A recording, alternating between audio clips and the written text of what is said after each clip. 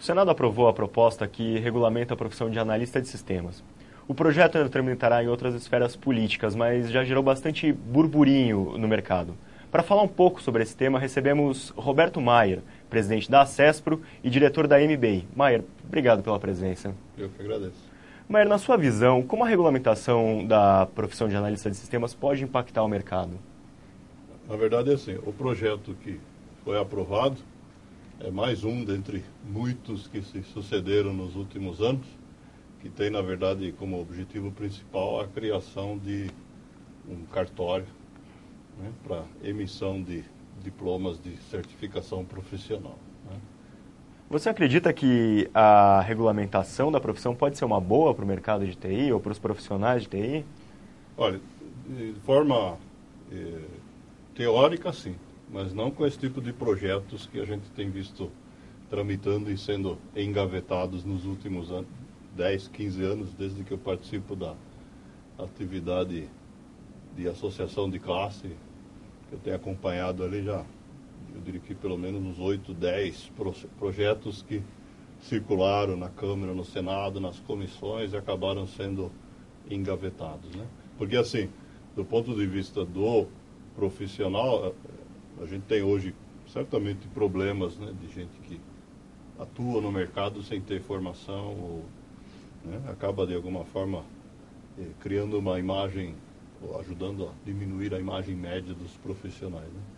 Do outro lado, assim, a criação de um cartório ou de uma lei que especifique quais são as habilidades que um profissional tem que ter para poder exercer a profissão, dentro do mundo da tecnologia que evolui rapidamente, não vai dar certo, né? Porque se for aprovado alguma coisa desse tipo, né, quando estiver pronto, já vai estar desatualizado, né? Na sua visão, esse é o principal problema, a principal falha desses projetos que tramitaram na esfera política? Exatamente. Eles, na verdade, a principal falha vai além, na verdade, sim, a maioria desses projetos, eles não visam absolutamente proteger o profissional, mas visam a criação de centros de poder para a emissão da certificação, né? Basicamente isso. Em alguns pontos, inclusive, né, a questão, por exemplo, da formação de um conselho, né? Isso em vários projetos foi colocado várias vezes, foi usado como argumento para engavetar as leis, porque a criação de um conselho federal não pode ser feita por lei ordinária, segundo os juristas, né? Eu não sou advogado, né? Mas a criação de um conselho tem que ser por uma emenda à Constituição. Ampliando um pouco o foco da nossa conversa, como é que estão as políticas públicas para o setor de software? Olha, a gente tem desde, na verdade, a primeira política industrial do governo Lula, a declaração de intenções dizendo que se trata de um dos setores estratégicos para o desenvolvimento do país, né? Entretanto, a implementação prática de medidas tem sido bastante tímida, né? Teve algum marco histórico ao longo desses últimos 8 anos? Olha, eu diria que nós tivemos um marco não em termos de medidas, mas em termos de processo, né? A gente conseguiu, em 2008, uns 5 anos de atraso em relação a outros setores, a criação do Fórum de Competitividade do setor de tecnologia e software, né? Onde o governo, na verdade, acaba tendo, isso existe para muitos setores da economia, né? Fora o grande Conselho de Desenvolvimento Econômico e Social, né? Chamado Conselhão do Presidente, né? A gente tem hoje esse canal formal de interação com o governo, que tem facilitado a abertura de canais de comunicação, principalmente com órgãos do governo que antigamente ignoravam por completo o setor, né? Isso já mostrou algum benefício, como algum rendimento, alguma coisa mais palpável? Olha, ainda não se transformou em medidas concretas, mas a gente percebe que, pelo menos na hora de tomar medidas que afetam a economia como um todo, a gente acaba sendo consultado, né? Então, por exemplo, no auge da crise financeira aí do final de 2008, né, o Conselho foi convocado de emergência para ouvir a opinião a respeito das medidas que o governo ia tomar no intuito de proteger o país da crise, né, que é uma coisa que foi inédita, nunca tinha acontecido antes do setor ser convocado, né, nesse sentido, né, para servir de consultor para o governo num processo desse tipo. Qual é a sua expectativa com relação às políticas públicas nesse restinho de governo Lula? Olha, final de mandato normalmente não é o momento de se lançar grandes políticas inovadoras, né?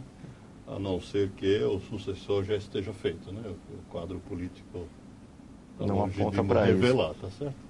Né? O que nós estamos fazendo em conjunto, não só a CESP, as outras entidades do setor de TI, estão trabalhando para expandir isso para além do setor de TI. Né? Na verdade, é um trabalho de desenvolver uma estratégia para o país de longo prazo no uso da tecnologia. Por que isso? Né? Porque a gente percebe que muitos países, né, alguns muito menores e mais pobres do que o Brasil, né, estão fazendo uso da tecnologia como uma forma de revolucionar, de melhorar significativamente a vida dos seus cidadãos, né? Tanto no relacionamento com o governo, com o Estado, né, quanto no desenvolvimento da economia. O que não quer dizer necessariamente que todo mundo vire profissional de TI, né? Mas hoje a tecnologia ela está presente em tudo, né? Não importa se é entretenimento, né, se é vídeo, se é música, tudo passa pela tecnologia, né?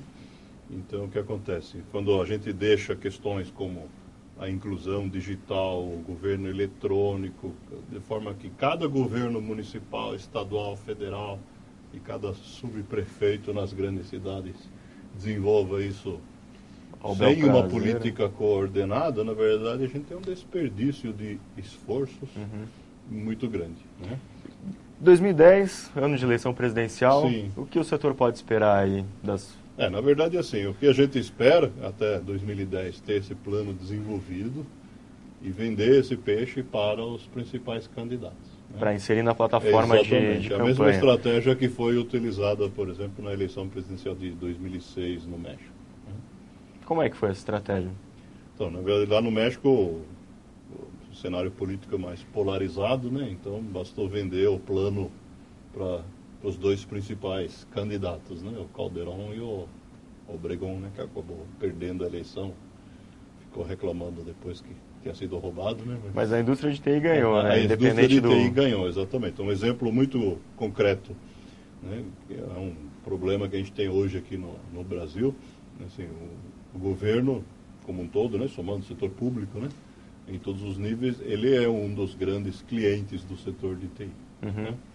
E nesses últimos 7, 8 anos, a gente tem tido uma tendência muito forte dele, em vez de trabalhar como as grandes empresas fazem, se munindo no mercado, né, de serviços e produtos de TI, tem optado pela contratação de pessoal próprio, né? Então isso acaba gerando, de um lado, uma concorrência, entre aspas, desleal pelos profissionais de TI, que já são escassos, e ao mesmo tempo faz com que o mercado interno que as empresas poderiam estar explorando para se consolidarem, para ter uma atuação mais forte, acabe, na verdade, desaparecendo uma parte do bolo, né? Um exemplo concreto, né? O SERPRO tinha pouco mais de 2.000 profissionais de desenvolvimento no começo da gestão federal atual, né? Hoje está com um pouco mais de 8.000, né? O que acontece? O produto que eles geram, né? Ele é um produto que, dentro da estratégia do governo, faz sentido, mas são, digamos, um conjunto de tarefas que, em vez de ser compradas no mercado, acabam sendo feitas dentro de casa, que vai na contramão do que todas as grandes corporações praticam hoje, né? No sentido do outsourcing, etc., né?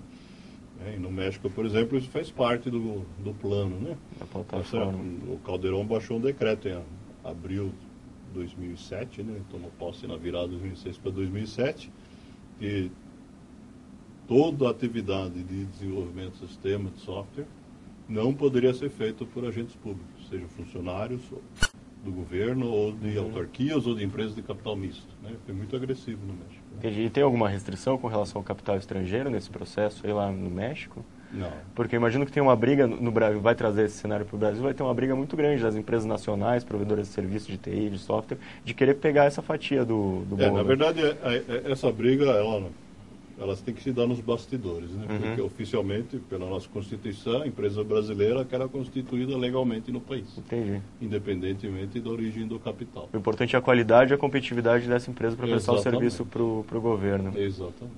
Perfeito. Roberto Maier, presidente da CESPRO, muito obrigado pela sua presença. Eu que agradeço. Eu sou Felipe Dreher para o ITWeb.